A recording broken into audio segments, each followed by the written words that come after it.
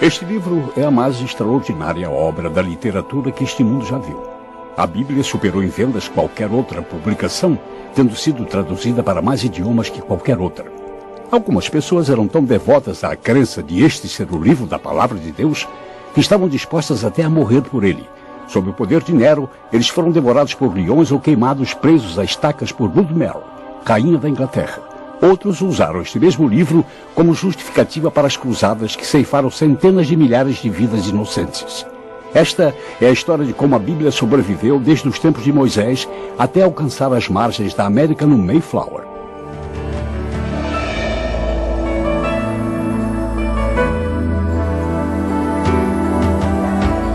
Numa distribuição Buena Vista Filmes, O Livro Eterno. Versão brasileira, Audio News. A história da Bíblia.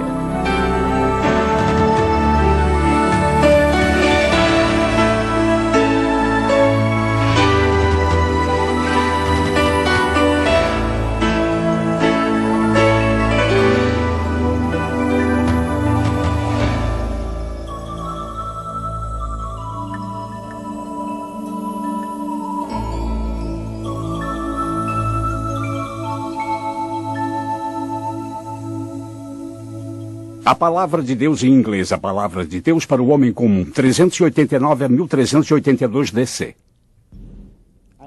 Estou em um dos mais famosos táxis de Londres. No meu percurso do aeroporto ao hotel, no que eu chamo de um típico dia em Londres. Nossas viagens nos levaram a Israel, depois a Roma, e agora chegamos à Grã-Bretanha. Podemos acompanhar as coisas conforme elas iam se desenrolando, começando pela Bíblia. Então falamos sobre as pessoas que sofreram perseguição por causa de sua ligação a ela.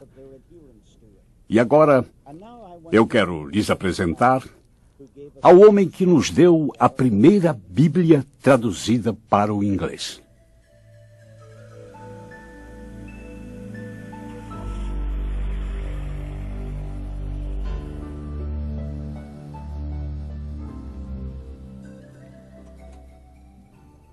Obrigado.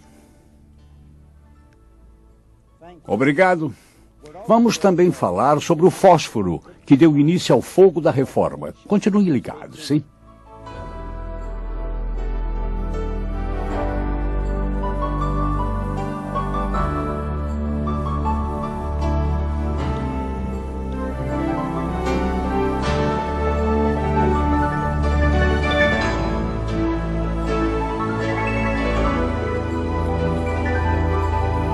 O legado de dois homens devotos, de 389 a 597 DC.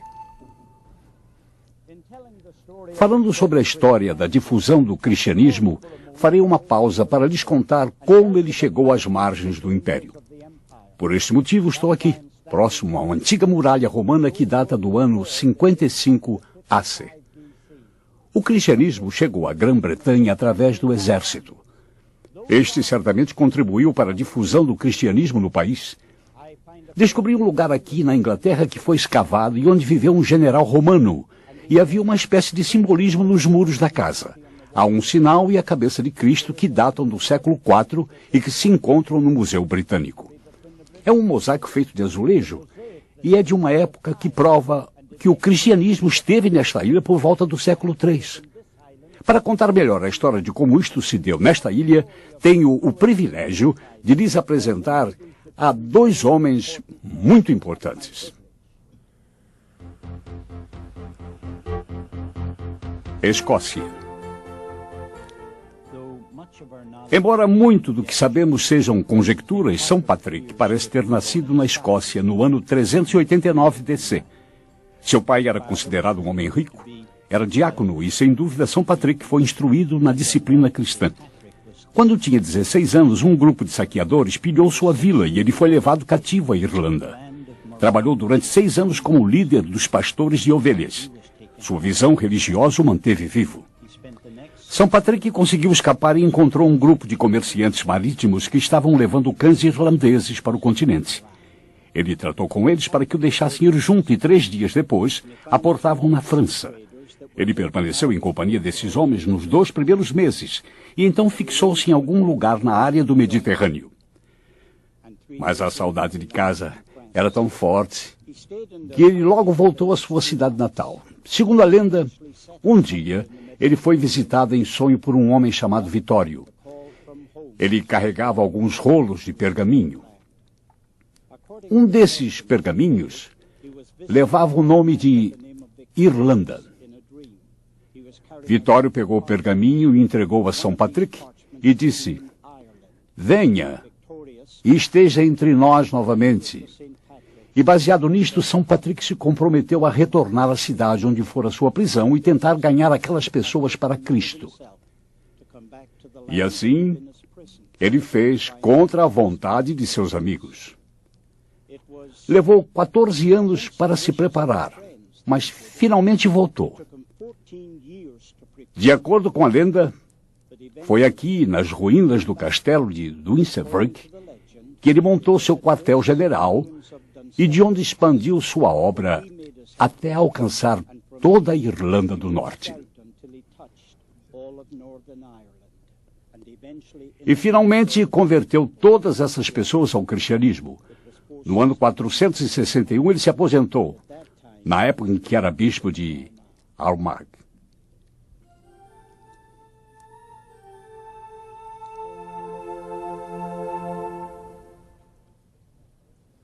De acordo com a lenda, esta rocha acinzentada atrás de mim foi o lugar do descanso final de São Patrick. Mas antes de concluirmos o capítulo de sua vida, eu gostaria de fazer 2 adendos ao que já foi dito. Primeiro, foi este homem que trouxe o cristianismo à Irlanda.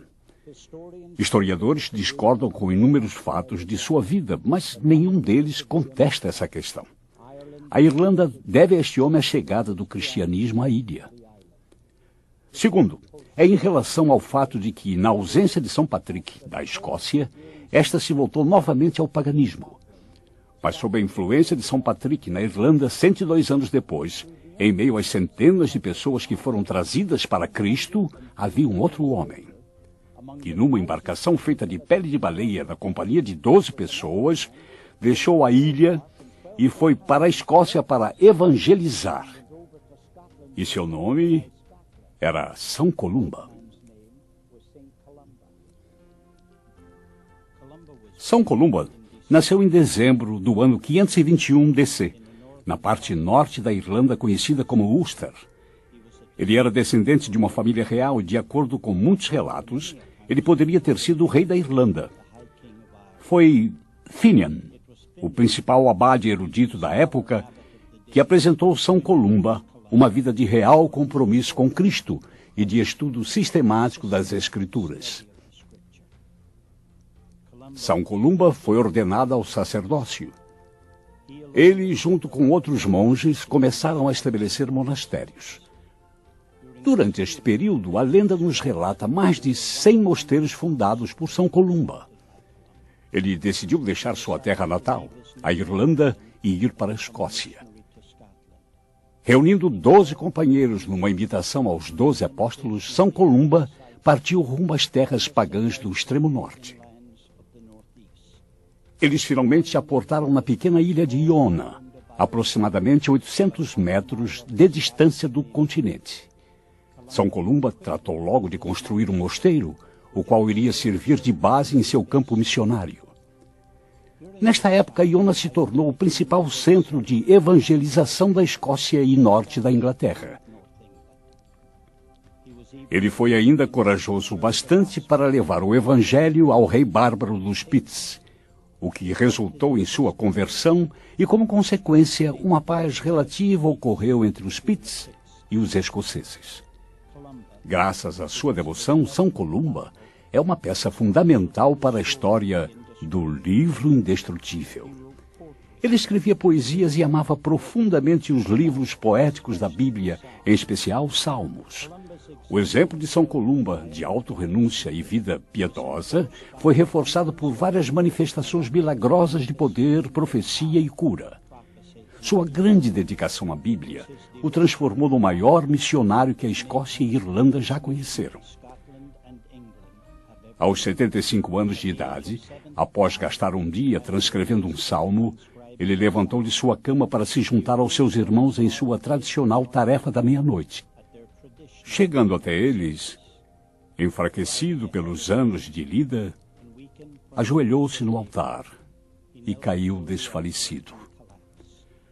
São Columba voltou a si, despediu-se abençoando seus monges e faleceu serenamente nas primeiras horas do domingo, dia 9 de junho de 597. É mais que coincidência terminarmos a história de São Columba voltando ao túmulo de São Patrick. Digo mais que coincidência porque a Escócia foi quem evangelizou a Irlanda através de São Patrick.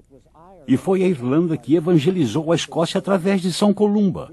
Estes dois acabaram se associando como pai e filho, causa e efeito. Seus ministérios foram exatamente o mesmo.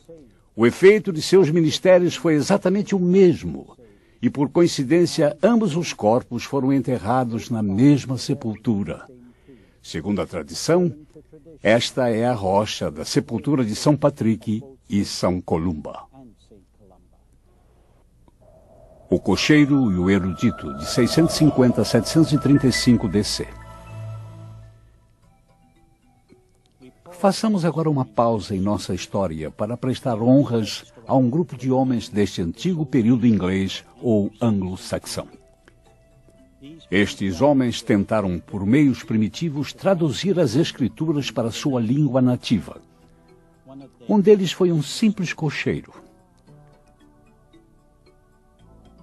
A área é a cidade litorânea de Whitby, em Nortúmbria, norte da Inglaterra. O exato lugar é um mosteiro, as ruínas de um mosteiro do ano 664.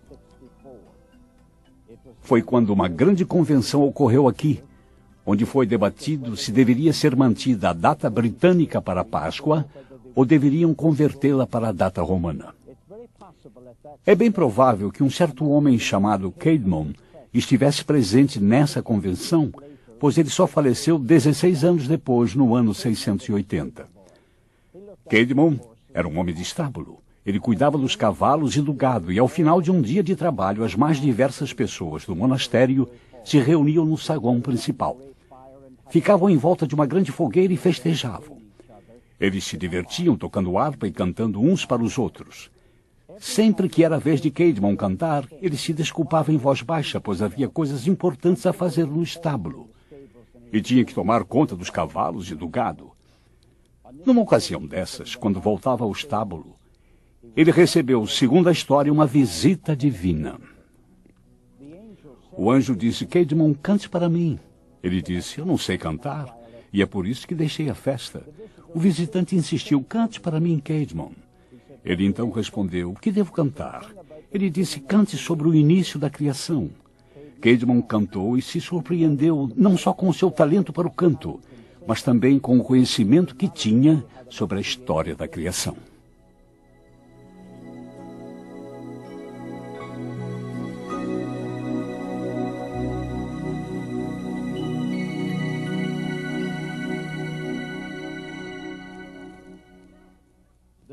No dia seguinte, o anjo se foi, mas o dom permaneceu. Hilda era a abadesa do mosteiro e determinou que aquilo era o suficiente para influenciá-lo a deixar a vida secular e entrar para o mosteiro. É lógico que se ele tivesse que ministrar, teria que antes ouvir um padre ler a Bíblia em latim e logo após explicar em inglês o que significava, o que ele fazia em forma de poesia. Incidentalmente, embora primitiva, acabou sendo a primeira tradução da Bíblia para o inglês. Ele ministrava com seus dons, encantando as pessoas nesse processo, além de levar a palavra de Deus. Durham, Inglaterra.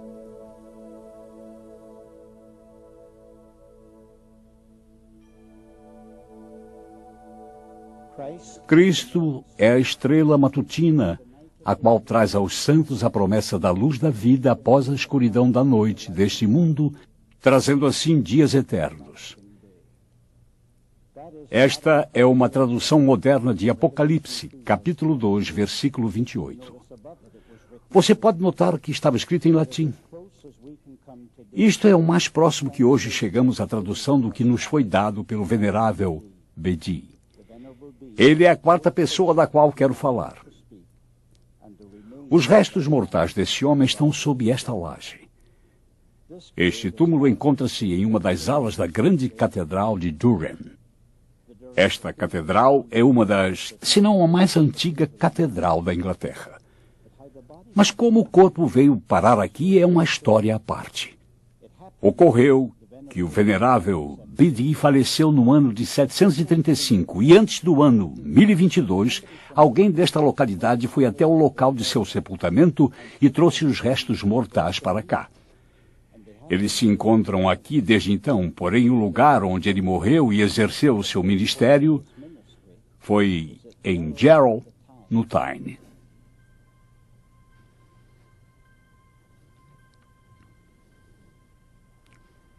O venerável Bedi era um monge, um erudito, matemático, historiador, teólogo. Foi ele quem escreveu a história eclesiástica da Inglaterra. E com isso conquistou o título de pai da história inglesa. Mas sua última e maior obra foi a tradução do Evangelho de João. Ele estava bastante debilitado e fraco naquela época. Por isso traduzia e ditava a um escriba o que seria escrito. Numa certa ocasião, o escriba foi até seu mestre informá-lo que já estavam no último capítulo, mas que temia que, devido ao seu estado, não conseguissem concluir. Não, disse Bedi. Escreva depressa. Aconteceu que ao final daquele dia chegaram ao último versículo, e quando terminaram a tradução, ele se recostou em seu travesseiro e faleceu em algum lugar próximo de onde estou neste momento, pois ele gostava de cultuar exatamente nesta sala.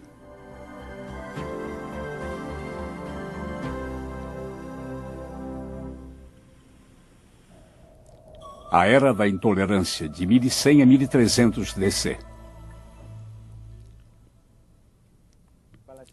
Enquanto viajo de trem através deste cenário espetacular dos Alpes, me recordo de um grupo de pessoas que viveram aqui durante a Idade Média. Eram chamados albigenses. Possuíam este nome porque o nome da cidade de onde vinham era Albi. Eles tinham o que alguns chamariam de pontos de vista estranhos. Acreditavam que quando Lúcifer pecou, Deus deu um corpo a ele e o expulsou dos céus. E este fez todas as coisas materiais. Por isso a matéria é intrinsecamente má. E a única forma de libertar o espírito de sua prisão carnal é conservar esteticamente todas as restrições exigidas em várias áreas distintas da vida. Acreditavam que, a menos que fizesse um certo juramento antes de morrer, reencarnariam novamente. Talvez você não concorde com isso, mas um amigo meu uma vez disse algo que nunca mais esqueci. Ele disse: o preço da liberdade é a defesa dos idiotas. Eu não estou afirmando que eles eram idiotas. Estou dizendo que, em se tratando de liberdade, temos que tolerar as pessoas que não concordam conosco. Mas eles não pensavam assim na Idade Média. Ao contrário, perseguiam severamente quem quer que discordasse deles. Os albigenses pagavam um preço alto por suas crenças estranhas. Eram perseguidos e mortos. Na França, no ano 1210, em apenas um dia, 200 pessoas foram queimadas até a morte. Outro grupo que foi impiedosamente perseguido e morto foram os valdenses. O carro-chefe de sua fé era a autoridade suprema da Bíblia. Seu pulso era o evangelismo. Acreditavam que os líderes deviam abandonar a vida secular, viver de doações e pregar a palavra. No ano 1147, o Papa enviou missionários para catequizar esses pagãos, e se falhassem, deveriam feri-los com fogo e espada. Uma das torturas era forçá-los a segurar uma barra de ferro em brasa. A campanha do Papa Inocêncio III aprisionou todo um acampamento em Minerva, onde encontraram cerca de 100 de nativos que preferiam ser queimados vivos a adotarem o credo da Igreja Romana. No ano 1215, 450 deles, perseverantes em sua obstinação, continuaram resistindo. Desses, 400 foram queimados e o restante foi enforcado.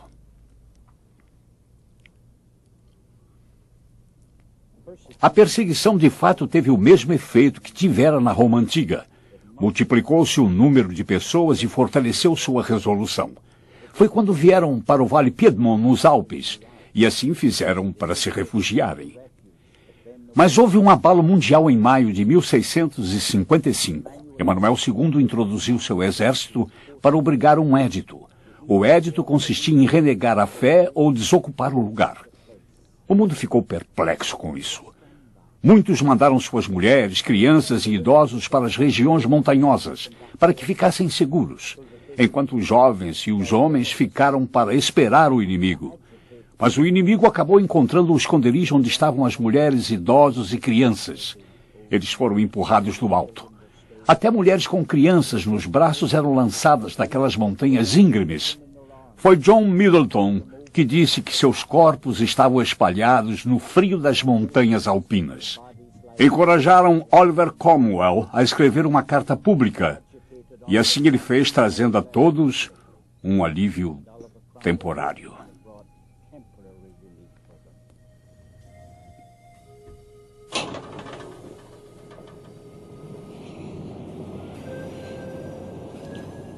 O capítulo 2 termina com a escuridão da Idade Média, aguardando a estrela matutina de uma inevitável reforma.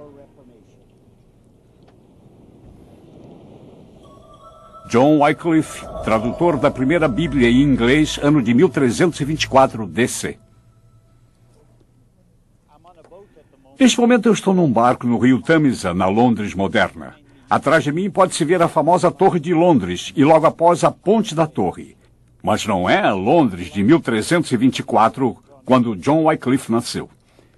Ele, como qualquer outro profeta, é um homem que surge como uma raiz em solo árido. Para se ter uma ideia da aridez do solo daquela época, permita-me antes contar que ele nasceu em 1324, cerca de 10 quilômetros de distância de Richmond, em Yorkshire. Ele tinha uma mente extraordinária.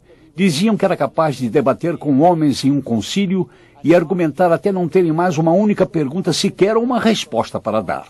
Vou contar-lhes sobre a coragem deste homem ao se posicionar contra o poder do rei, poder do parlamento, poder da universidade e, ainda pior, o poder da Igreja Imperial. Vou falar ainda de seu carisma. Ele conseguia reunir à sua volta grupos de homens que se dispunham a expor suas convicções e serem mortos e queimados. Se existe uma palavra que resume a época em que ele viveu, essa palavra é fluxo. Tudo estava em estado de mudança. E olhando para as maiores mudanças da época, penso que a primeira, para a qual devemos atentar, são os idiomas.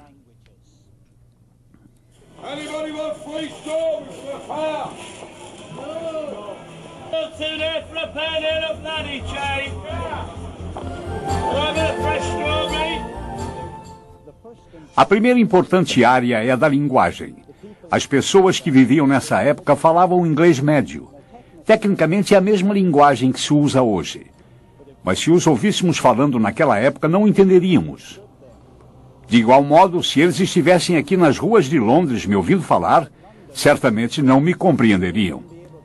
Perceba que o inglês é um aglomerado de linguagens e passou por 3 estágios distintos. O inglês arcaico data do século VII.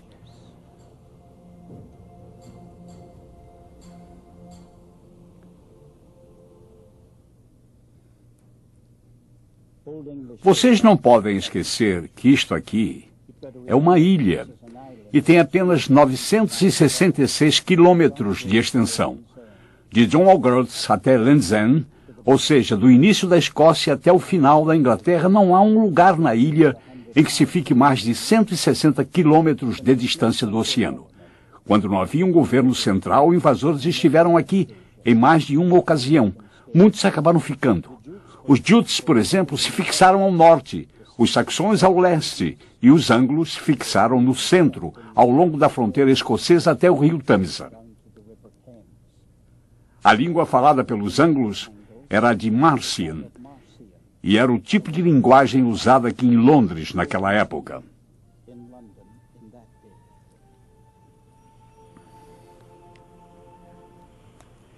Guilherme, o Conquistador, chegou a esta terra em 1066, apenas 260 anos antes de John Wycliffe nascer. Ele falava outro idioma, falava o francês, porém decidiram estabelecer uma língua comum para os que entravam e saíam do porto de Londres. Não foi tomado por base o francês e sim o Marcian. Mas esse se desenvolveu agregando palavras de outros idiomas. Por exemplo, pegaram palavras do alemão, pegaram palavras do francês e até palavras do grego. Com isso, tinham 2 conjuntos básicos de palavras. O homem que trabalhava no campo, por exemplo, falava cordeiro, enquanto o homem que se servia à mesa falava carneiro. Sem dúvida, 2 homens promoveram grandiosamente o inglês médio. Um deles foi Geoffrey Chaucer. Ele escrevia poesia, como é tão familiar os contos de Canterbury. O outro foi John Wycliffe. Ele escrevia em prosa e produziu bastante com sua caneta.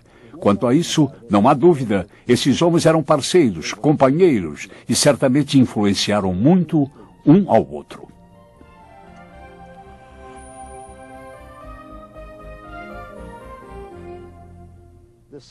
Runnymede, Inglaterra. A segunda área que estava sofrendo grandes mudanças era a política. De volta ao ano de 1066, quando Guilherme o Conquistador tomou essa nação, governou através de barões.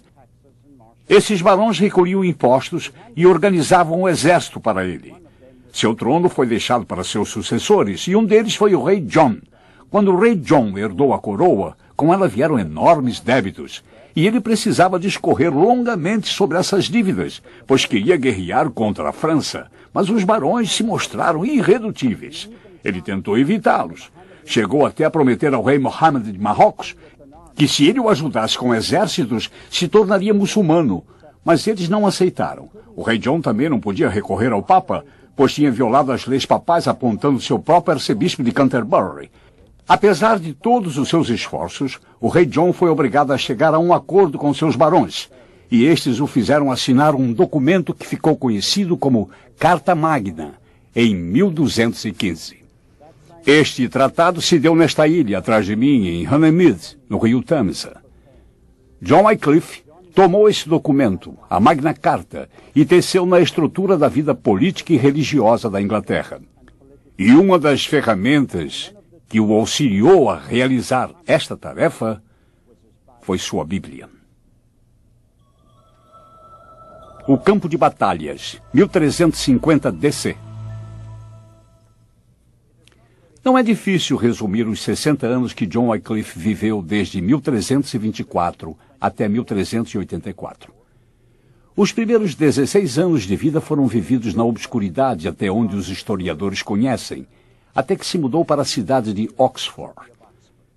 Quando chegou aqui, veio para estudar e passou os primeiros 16 anos buscando a graduação em bacharel de artes. Os 16 anos seguintes, ele trabalhou em seu doutorado de teologia, e os últimos 12 anos de sua vida, ele passou aqui na universidade, 11 deles ensinando numa das faculdades. Voltando ao ano de 1167, os franceses expulsaram os estudantes ingleses da Universidade de Paris, e então eles vieram para a cidade de Oxford, no intuito de construir uma universidade. Mas o povo da cidade não gostou da ideia. De fato, uma polêmica muito séria surgiu entre as pessoas que viviam em Oxford e os universitários que vieram estudar. Na verdade, foi tão séria que em 1209 um grupo de estudantes decidiu não ficar mais por aqui. Foram para Cambridge e construíram outra universidade. E por 600 anos existiu apenas 2 universidades na Inglaterra, esta em Oxford e a outra em Cambridge.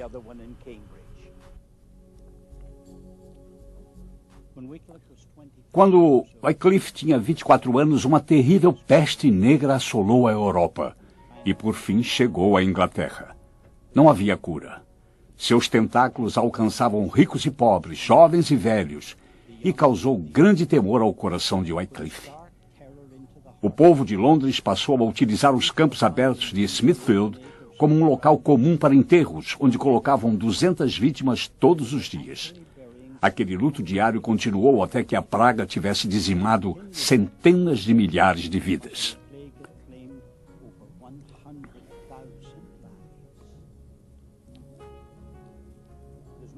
Não há dúvida de que essas pragas causaram um grandioso efeito na vida de Wycliffe.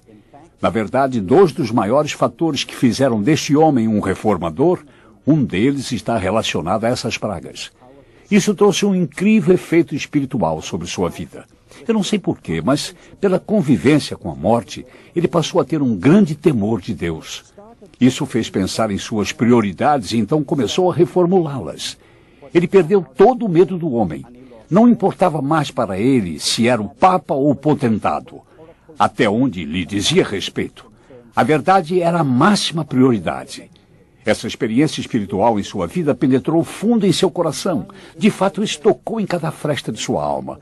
Ele foi transformado e passou a ter todo um novo relacionamento com Deus.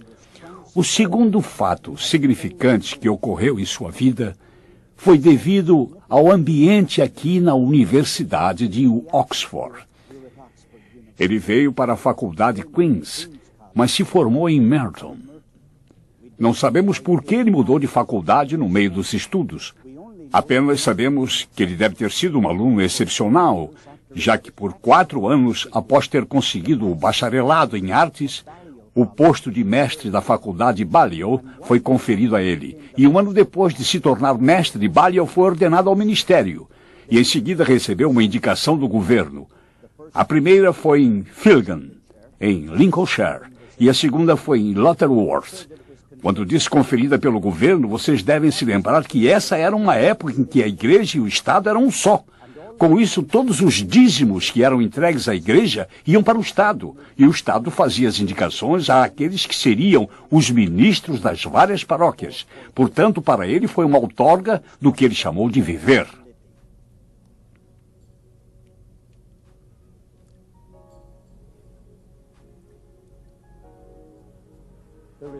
Não há dúvida de que sua estada aqui em Oxford causou um efeito enorme em sua vida como um reformador. A maneira como eles faziam as coisas naquela época, a atmosfera acadêmica, era diferente. Não era uma simples questão de ser capaz de fazer suas anotações durante a aula e reproduzi-las nos exames. O que eles faziam naquela época era definir seu talento através do quanto você era capaz de defendê-lo em público. Esses debates eram comuns e assim ele se tornou um mestre em debates. As coisas começaram a ficar menos cinza e bem mais preto ou branco. Segundo sua opinião, certo era certo e errado era errado, e o certo tinha que prevalecer naquela época. Duvidar era deslealdade. Vacilar seria pecado. Sua experiência de conversão trouxe-lhe suas prioridades. Sua experiência em debates trouxe-lhe suas definições, e ambas trouxeram a ele suas convicções. Não há dúvida quanto a isso. Foram nesses salões de aprendizagem que nasceu o reformador. A Guerra Fria, 1351 a 1372 DC. Naquele tempo havia uma guerra fria entre a cidade de Roma e a cidade de Oxford, e existiam 2 frentes de batalha. A primeira era no campo da política. Todos os cargos importantes do Estado estavam sendo ocupados pelos membros do clero. E por que não? Eles formavam um grupo de pessoas cultas, exerciam também grande influência e eram bastante empreendedores. Mas Wycliffe achava que isso estava além de sua dignidade. Eles eram chamados para algo maior que participar de política, para o comando daquilo que era considerado pobre para a política. Ao mesmo tempo que Wycliffe propunha um trato para esta questão, os conselhos do parlamento apresentavam uma petição ao rei, e ambos negociaram com o punho de ferro que a Roma tinha na Inglaterra. Não havia dúvidas sobre isso. Indicações estavam sendo feitas e os cargos estavam sendo ocupados por pessoas que não eram do país. Viviam como estrangeiros e levavam salários lucrativos para fora do país. Alguns deles nunca tinham colocado os pés em solo inglês. Seus salários eram levados até eles. Tinham subordinados que eram comprados, vendidos e negociados para servirem os superiores eclesiásticos. Não era tão ruim assim, mas a situação se tornou muito mais ofensiva quando os franceses foram selecionados para essas indicações na Inglaterra. Não se esqueçam de que isso aconteceu numa época em que a Inglaterra estava envolvida numa guerra de 100 anos com a França. e isso incitou os rumores no país. Por esta razão, o parlamento aprovou 2 estatutos importantes. O primeiro defendia que qualquer compromisso da igreja estrangeira dentro do reino inglês tinha que adquirir a aprovação do rei. A segunda lei impedia qualquer tribunal estrangeiro de exigir juízo ou proferir uma penalidade para qualquer inglês, a menos que passasse antes por um tribunal inglês. Também invalidava qualquer mandado judicial a um cidadão inglês a comparecer perante tribunal estrangeiro, exceto se obtivesse permissão do parlamento inglês. No entanto, 12 anos mais tarde, em 1365, o Papa exigiu que a coroa britânica pagasse impostos à igreja. A situação ficou ainda mais ofensiva quando, no ano seguinte, o Papa emitiu uma ordem para o rei da Inglaterra ir até Roma e se defender. Essas decisões por parte de Roma esmagaram os estatutos do parlamento. 6 anos depois, Roma enviou um agente para recolher os impostos do Papa. O agente prometeu ao parlamento que não faria nada que ofendesse os interesses do rei. No entanto, quando chegou com sua comitiva extravagante e imponente, em togas suntuosas e grande equipe de contadores, Wycliffe pôde imediatamente ver que ele prometera o que não poderia cumprir, e o atacou através de panfletos, o acusando, sobretudo, de mentiroso. A influência do Wycliffe crescia. No decorrer de 2 anos, o rei o conferiu a reitoria de Lutterworth, e, finalmente, foi indicado para capelão ao rei. Outra batalha nesta Guerra Fria com Roma foi no campo da teologia. Wycliffe censurou a doutrina da transubstanciação. A doutrina era uma inovação recente, datando apenas de 1215. A igreja afirmava que os elementos da comunhão eram transubstanciados no real corpo e sangue de Cristo. Wycliffe viu sérios problemas na interpretação dada pela igreja. A sua investigação sobre esses assuntos causou a morte de homens nobres que foram queimados 125 anos depois por causa de sua oposição a esta doutrina. Apesar de tudo isso, o fato de Wycliffe ter recebido seu doutorado em 1372 sugere que ele não era considerado herético pela igreja naquela época. Sua caneta poderosa de 1360 a 1381 DC. Um sentimento de desesperança religiosa entristecia seu espírito. Então John Wycliffe admoestava seus pupilos acerca das grandes imoralidades daquela época. E então ele pegava sua caneta e escrevia. Sem dúvida, seus escritos influenciaram profundamente os alunos da faculdade Balliol. Estou neste momento na sala de jantar da faculdade e é um hall de recordações. Há retratos pendurados nas paredes de alguns dos mais famosos ex-alunos, entre eles, por exemplo, um primeiro-ministro. Quando John Wycliffe percebeu que influenciar o corpo de estudantes da faculdade Balliol não era suficiente, foi então que ele dedicou-se a exercer sua influência através da escrita. Não podemos deixar de lembrar que naquele tempo não existiam máquinas impressoras. Todo documento tinha que ser escrito a próprio punho e esmeradamente reproduzido com o objetivo de circular entre o público. Não sabemos exatos quantos documentos ele escreveu, mas certamente sabemos que havia 200 manuscritos distintos que vieram das mãos de Wycliffe.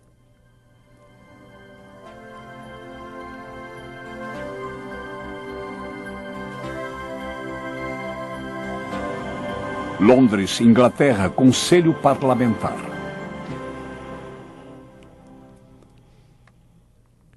A próxima sucessão de eventos importantes nos escritos de Wycliffe veio em 1366, quando ele decidiu com o parlamento ir contra um tributo que estava sendo exigido pelo Papa Urbano V.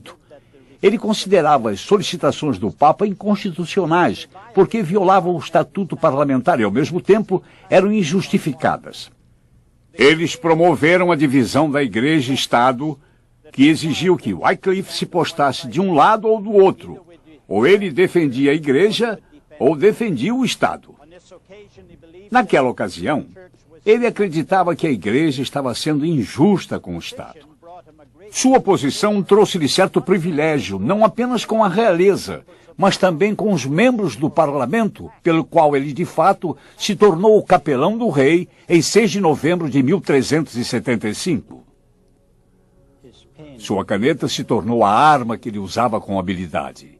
Em seus escritos, ele se tornara tanto dinâmico quanto forte. Ele declarou convicções ousadas, como a citação: "A Inglaterra não pertence a ninguém. O Papa é apenas um homem sujeito ao pecado. Mas Cristo é o Senhor dos senhores, e este reino é sustentado diretamente e unicamente por Cristo." Ele considerou a divisão entre Roma e Londres irreconciliável.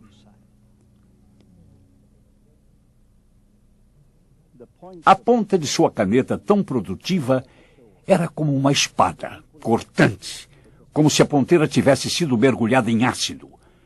Mas seu maior feito ainda estava por vir. Ele produziria uma Bíblia na linguagem do homem inglês comum, mas antes dele realizar isto, teve que enfrentar a fúria de uma igreja ofendida.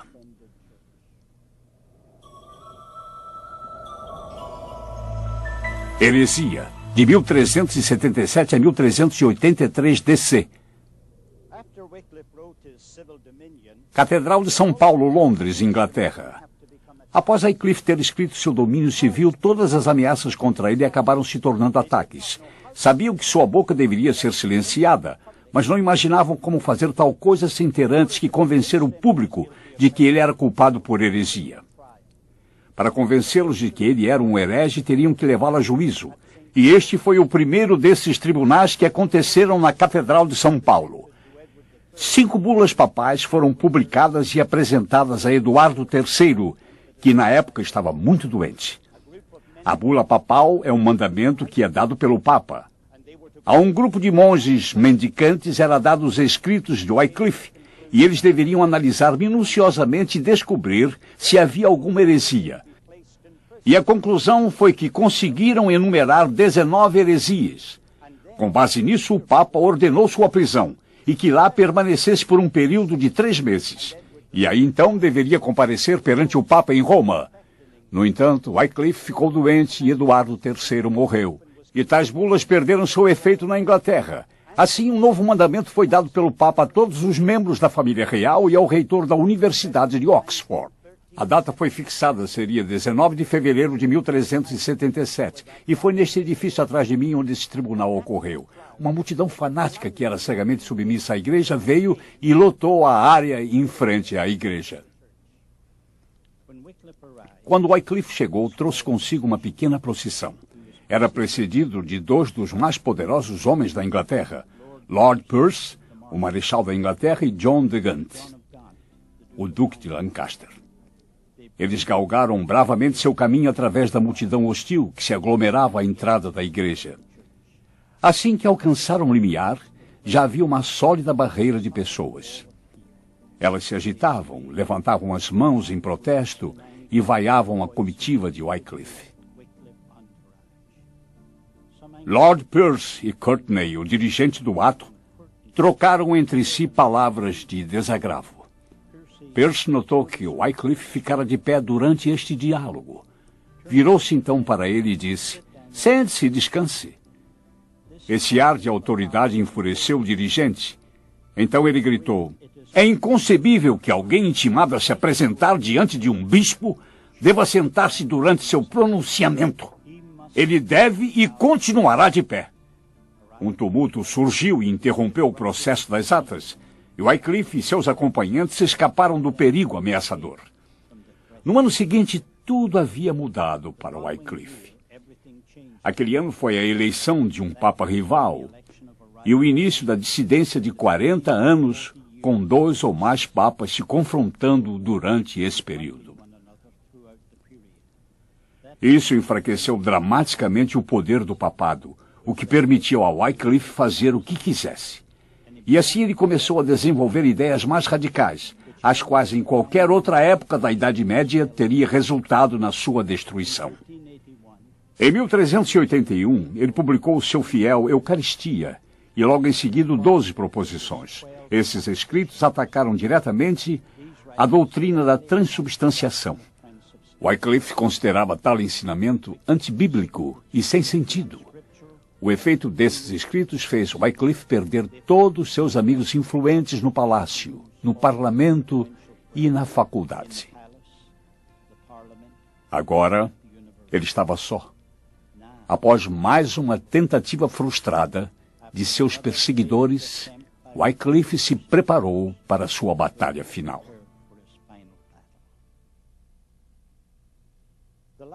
O último julgamento que teve que enfrentar foi em 1383 e ocorreu aqui na cidade de Oxford. Eles tinham convencido o rei, assim como os membros do parlamento e as pessoas da universidade, de que ele devia ser interrogado acerca da Santa Ceia. Seria um júri formado por colegas em que iriam examiná-lo e ele se postou diante dele como se fosse doutor no Evangelho. Queriam saber se as acusações contra ele eram verdadeiras e, em caso afirmativo, por que defendia tais crenças. Ele fez um longo discurso. Todos ouviram em silêncio cada palavra que foi dita. E quando ele terminou, nenhum deles fez sequer uma pergunta de esclarecimento. Houve um silêncio total e profundo. Ele aguardava as ordens, mas nenhuma instrução partiu deles. Ele recolheu o material que usara para o discurso, o colocou de volta na sacola e ainda aguardava por instruções. Já que nenhuma foi dada, ele simplesmente deu as costas. E foi a última vez que sua voz foi ouvida na cidade de Oxford. Aquela cidade havia sido seu lar por 43 anos. E quando saiu do julgamento, nunca mais voltou a Oxford. A primeira Bíblia em inglês, 1382 DC. Em 1378, Wycliffe e seus discípulos começaram a traduzir toda a Bíblia para a língua inglesa pela primeira vez. É impossível estimar o valor da influência desta obra notável.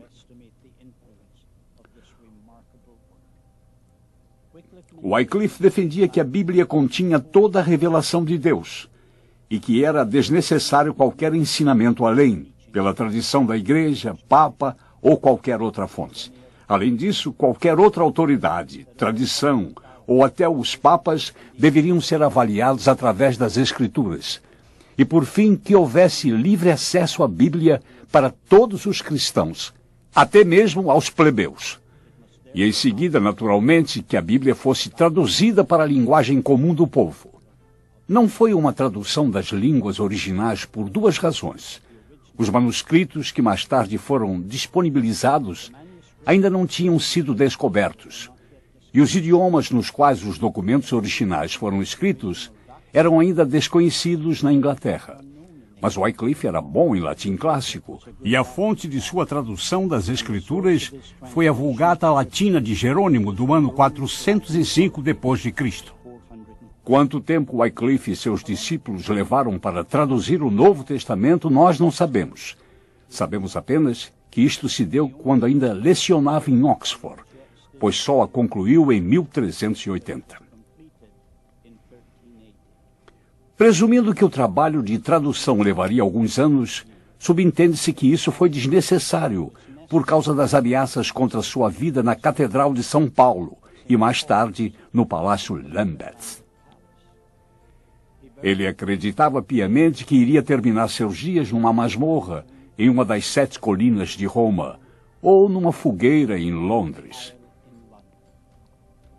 Certa vez perguntaram a ele, por que você fala em procurar a coroa do martírio?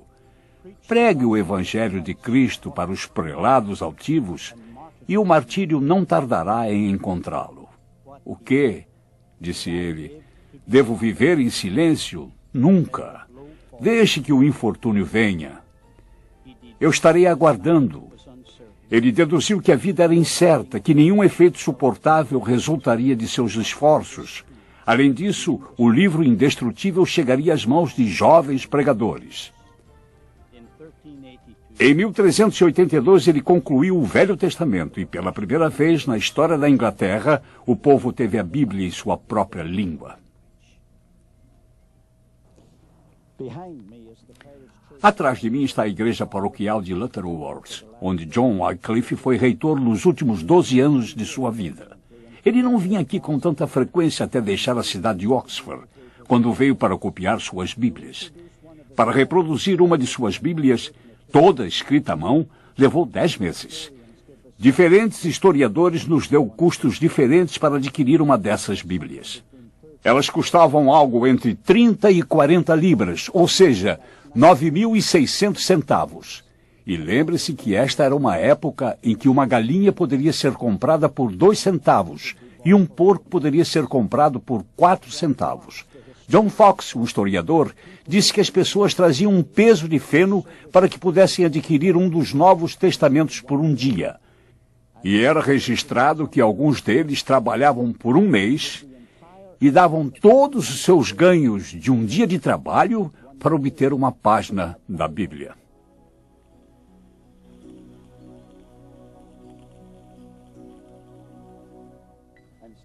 Estou aqui junto ao púlpito do qual John Wycliffe pregou nos últimos anos de sua vida.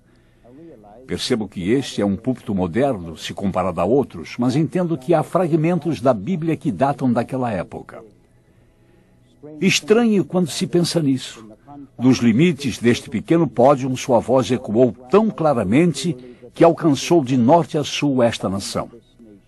E em seus últimos dias, suas pregações não saíram deste púlpito, e sim desta alcova à minha esquerda. Foi em 28 de dezembro do ano de 1384 que o famoso reitor da paróquia celebrou sua última comunhão do ano.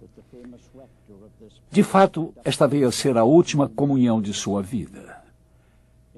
Ele conduziu por um tempo a cerimônia até que sofreu um infarto. E a providência divina o fez retirar-se, e ele tombou sobre a cadeira que está bem atrás de mim. 4 homens se levantaram da congregação e, em silêncio, caminharam em sua direção. E pegaram a cadeira pelos 4 cantos com seu corpo ainda ali, e em reverência a trouxeram por esta porta lateral, e depois através dos jardins. 2 dias depois, em 31 de dezembro, deu seu último suspiro. Não creio que alguém vá questionar o fato, mas esse homem liberou uma força incrível na Inglaterra. Trouxe luz à escuridão. Libertou uma igreja. Elevou a sociedade ao ponto de sentirmos o impacto disso ainda hoje, mais de 600 anos depois. E na providência de Deus, ainda sentiremos nas próximas gerações. Wycliffe não poderia nunca imaginar o impacto tão grandioso que sua influência teria após sua morte. Os discípulos de Wycliffe pegaram a Bíblia traduzida por ele e, como uma semente, a plantou por toda a Inglaterra. De fato, as ideias de Wycliffe foram também de grande influência no continente europeu. Alguns de seus pupilos de Oxford levaram cópias de sua obra para a Boêmia, onde hoje é a Tchecoslováquia. Seus ensinamentos influenciaram no surgimento do descenso que resultou na morte de John Huss em 1450. Huss foi apenas um de um exército de seguidores de Wycliffe que foram perseguidos e queimados na estaca. Em 1428, seus ensinamentos se alastraram de tal forma que a igreja censurou seus escritos, desenterraram seus ossos, os queimaram e os lançaram no rio Swift, que fica bem ao lado de sua igreja em Lutterworth. Eles desejavam apagar de uma vez por todas o fogo da influência de sua heresia. Um comentarista deste evento mais tarde disse, e eu repito, eles transformaram seus ossos em cinzas e as lançaram no Swift, um pequeno rio que corria por ali. No entanto, as águas do rio levaram as cinzas para o Avon para o Severn, o Severn para os mares, e estes para os oceanos. E então as cinzas de Wycliffe são um poderoso símbolo de seu ensinamento e de sua Bíblia, os quais estão agora espalhados por todo o mundo.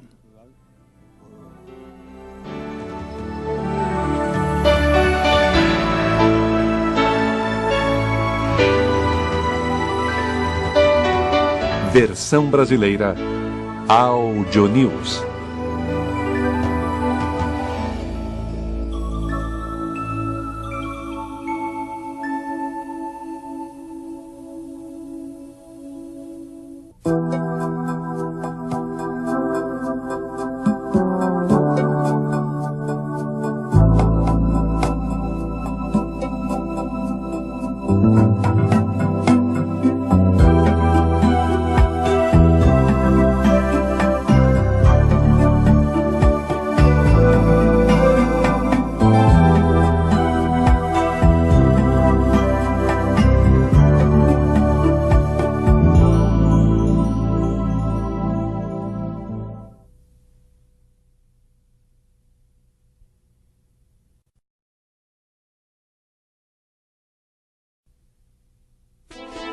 Este livro é a mais extraordinária obra da literatura que este mundo já viu.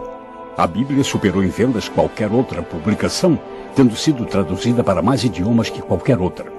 Algumas pessoas eram tão devotas à crença de este ser o livro da Palavra de Deus que estavam dispostas até a morrer por ele.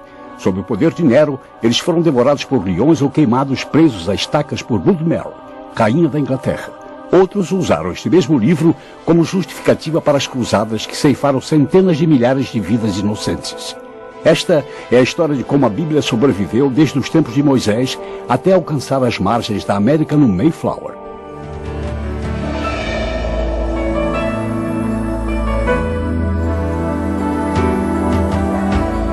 Numa distribuição Buena Vista Filmes, O Livro Eterno. Versão brasileira Audio News. A história da Bíblia.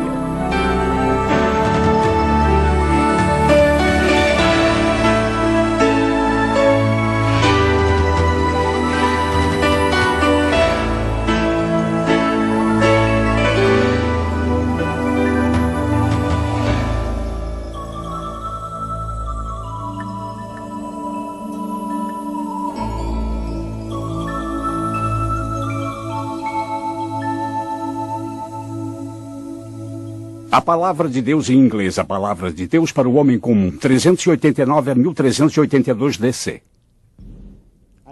Estou em um dos mais famosos táxis de Londres. No meu percurso do aeroporto ao hotel, no que eu chamo de um típico dia em Londres. Nossas viagens nos levaram a Israel, depois a Roma, e agora chegamos à Grã-Bretanha. Pudemos acompanhar as coisas conforme elas iam se desenrolando, começando pela Bíblia. Então falamos sobre as pessoas que sofreram perseguição por causa de sua ligação a ela. E agora eu quero lhes apresentar ao homem que nos deu a primeira Bíblia traduzida para o inglês.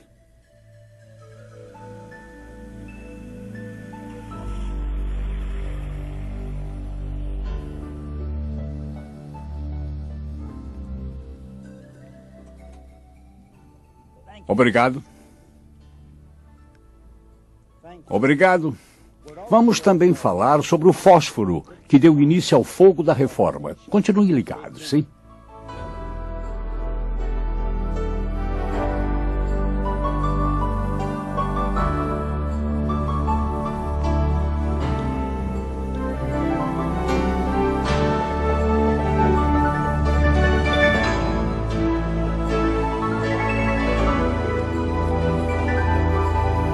O legado de dois homens devotos, de 389 a 597 DC.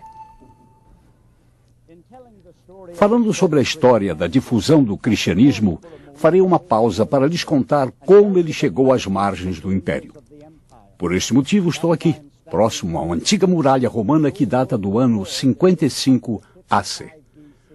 O cristianismo chegou à Grã-Bretanha através do exército. Este certamente contribuiu para a difusão do cristianismo no país. Descobri um lugar aqui na Inglaterra que foi escavado e onde viveu um general romano, e havia uma espécie de simbolismo nos muros da casa. Há um sinal e a cabeça de Cristo que datam do século IV e que se encontram no Museu Britânico. É um mosaico feito de azulejo e é de uma época que prova que o cristianismo esteve nesta ilha por volta do século III.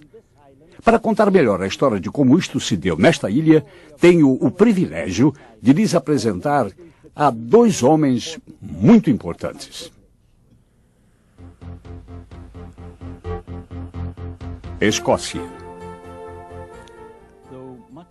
Embora muito do que sabemos sejam conjecturas, São Patrick parece ter nascido na Escócia no ano 389 DC. Seu pai era considerado um homem rico, era diácono e, sem dúvida, São Patrick foi instruído na disciplina cristã. Quando tinha 16 anos, um grupo de saqueadores pilhou sua vila e ele foi levado cativo à Irlanda. Trabalhou durante 6 anos como líder dos pastores de ovelhas. Sua visão religiosa o manteve vivo. São Patrick conseguiu escapar e encontrou um grupo de comerciantes marítimos que estavam levando cães irlandeses para o continente. Ele tratou com eles para que o deixassem ir junto e 3 dias depois aportavam na França. Ele permaneceu em companhia desses homens nos 2 primeiros meses e então fixou-se em algum lugar na área do Mediterrâneo. Mas a saudade de casa era tão forte que ele logo voltou à sua cidade natal. Segundo a lenda, um dia ele foi visitado em sonho por um homem chamado Vitório. Ele carregava alguns rolos de pergaminho. Um desses pergaminhos levava o nome de Irlanda. Vitório pegou o pergaminho e entregou a São Patrick e disse: "Venha e esteja entre nós novamente." E baseado nisto, São Patrick se comprometeu a retornar à cidade onde fora sua prisão e tentar ganhar aquelas pessoas para Cristo. E assim, ele fez contra a vontade de seus amigos. Levou 14 anos para se preparar, mas finalmente voltou. De acordo com a lenda, foi aqui, nas ruínas do castelo de Dunstafrug, que ele montou seu quartel-general e de onde expandiu sua obra até alcançar toda a Irlanda do Norte.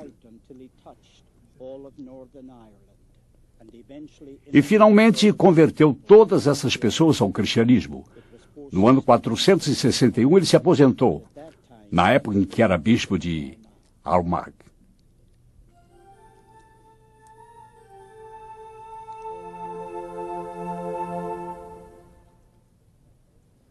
De acordo com a lenda, esta rocha acinzentada atrás de mim foi o lugar do descanso final de São Patrick.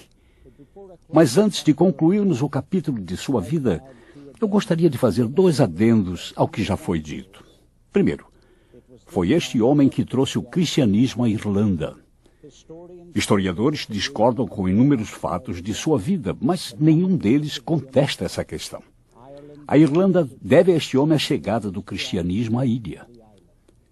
Segundo, é em relação ao fato de que, na ausência de São Patrick da Escócia, esta se voltou novamente ao paganismo. Mas sob a influência de São Patrick na Irlanda, 102 anos depois, em meio às centenas de pessoas que foram trazidas para Cristo, havia um outro homem, que numa embarcação feita de pele de baleia, na companhia de 12 pessoas, deixou a ilha e foi para a Escócia para evangelizar. E seu nome era São Columba. São Columba nasceu em dezembro do ano 521 DC, na parte norte da Irlanda conhecida como Ulster. Ele era descendente de uma família real e, de acordo com muitos relatos, ele poderia ter sido o rei da Irlanda. Foi Finian, o principal abade erudito da época, que apresentou São Columba uma vida de real compromisso com Cristo e de estudo sistemático das Escrituras. São Columba foi ordenado ao sacerdócio. Ele, junto com outros monges, começaram a estabelecer monastérios. Durante este período, a lenda nos relata mais de 100 mosteiros fundados por São Columba. Ele decidiu deixar sua terra natal, a Irlanda, e ir para a Escócia. Reunindo 12 companheiros numa imitação aos 12 apóstolos, São Columba partiu rumo às terras pagãs do extremo norte. Eles finalmente aportaram na pequena ilha de Iona, aproximadamente 800 metros de distância do continente. São Columba tratou logo de construir um mosteiro, o qual iria servir de base em seu campo missionário. Nesta época, Iona se tornou o principal centro de evangelização da Escócia e norte da Inglaterra. Ele foi ainda corajoso bastante para levar o evangelho ao rei bárbaro dos Picts, o que resultou em sua conversão e, como consequência, uma paz relativa ocorreu entre os Picts e os escoceses. Graças à sua devoção, São Columba é uma peça fundamental para a história do livro indestrutível. Ele escrevia poesias e amava profundamente os livros poéticos da Bíblia, em especial os Salmos. O exemplo de São Columba, de autorrenúncia e vida piedosa, foi reforçado por várias manifestações milagrosas de poder, profecia e cura.